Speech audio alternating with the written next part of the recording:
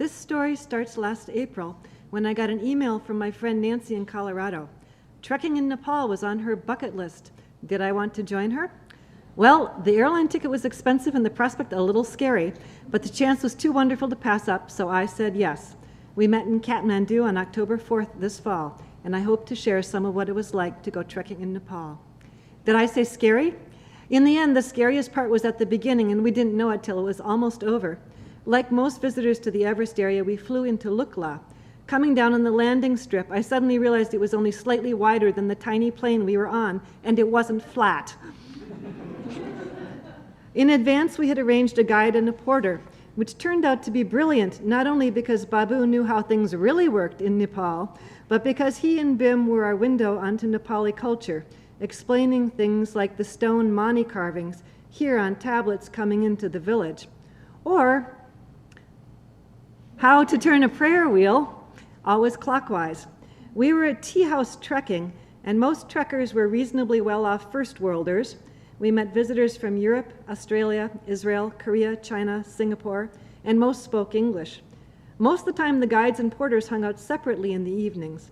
But one of my favorite evenings was at this tea house, when we chatted with an Austrian couple and their guide and our guide about everything from healthcare in our respective countries to arranged marriages. Babu spoke very good English and also Danish. Our porter Bim spoke less English, but I'm sure he understood everything we said. We were trekking up the Dode Kosi River. This first part of the hike was unexpectedly lush with lots of flowers in the villages, which forced me to remember we were at the latitude of Florida. Small bridges cross streams and waterfalls all along the way. Nepal has hydro, and lots of small hydro sources provided power to the tea houses. The trail itself is very old and continually maintained. It is heavily developed in places with walls, stone stairways, even separate routes for pack animals, and a lot of suspension bridges. Pack animals included donkeys, goats, and a cross between a yak and a cow. They all wore bells, and we learned to move to the inside of the trail when we heard them coming. We began to see snow-covered peaks. This part of Nepal is predominantly Buddhist, and the prayer flags, mani stones, carved rocks, and shrines are all along the trail as well as in the towns. While it is remote in its way, it's clearly not what most Americans would think of as a wilderness experience. This bridge crossed the Dode Kosi where it meets the boat Kosi. Everything uses these bridges, pack animals, porters, and trekkers, and they were very substantial steel suspension bridges that looked quite new and were often decorated with prayer flags and katas, which are ceremonial scarves. From here, the trail went steeply up. We enter Namche Bazaar at 11,300 feet above sea level. Many people take an extra day here to acclimatize. Namche truly is a bazaar. It has been a trading center for centuries, though in the past the trade was salt, wool, and spices.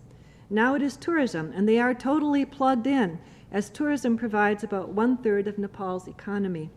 As you see, the Hotel Hilton can be reached by email and cell phone, and probably has a website too. Our guide made our reservations by cell each day, and porters often carried iPhones on the trail to play their tunes as they walked. This contrasts with the use of yaks to carry loads, something that has no doubt gone on for centuries. On our layover day, we did a hike above Namche. From above, you get the first real sense of how truly steep this country is. Looking down, the world seems to drop off just below the town, but that is where we came up the trail. Namche sits in a bowl, perched below the Khumbu and above the Solu valleys. Going back down to Namche, this porter's load reminds us that virtually everything here is carried in. A few things come by helicopter, but by far most comes on the back of either a porter or an animal. This porter is carrying down empty plastic water bottles for recycling. Probably the biggest load I saw, but not the heaviest. From Namche, we set out for Temboche Monastery, our highest destination. It was another day of big elevation gain, but it began with this spectacular level trail along the mountainside with huge views. We spotted Ama Dablam for the first time, one of the iconic Himalayan peaks. It's the mountain in the far right corner on the far side of the valley. We enjoyed the hike in every way. We saw mountain goats several times. They are brown in Nepal. I enjoyed recognizing flowers I know from the Rockies, like these blue gentians on the left, as well as many I'd never seen before. Fall colors were evident above the tree line. The view behind us wasn't so bad either. Kangda Ri, at 20,299 feet, is about 30 feet shorter than Denali, the highest point in North America. But it hardly rates a mention with Amadablam, Nuptse, Lhotse, and Everest nearby. Tamboche Monastery was our goal, at 12,700 feet of elevation.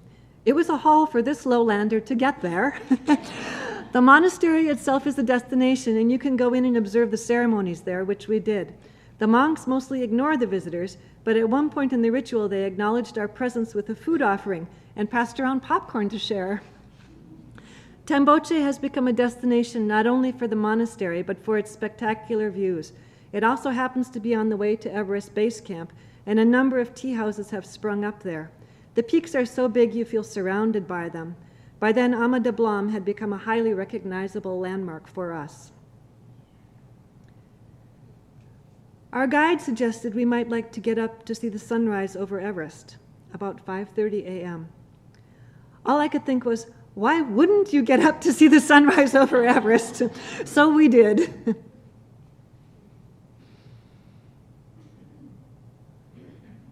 Everest is the peak at the far left. The ridge called Nuptse is in front of it.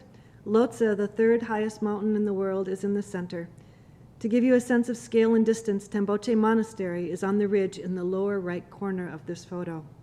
I hope you enjoyed these pictures and take home a little of the joy of getting to see such a place.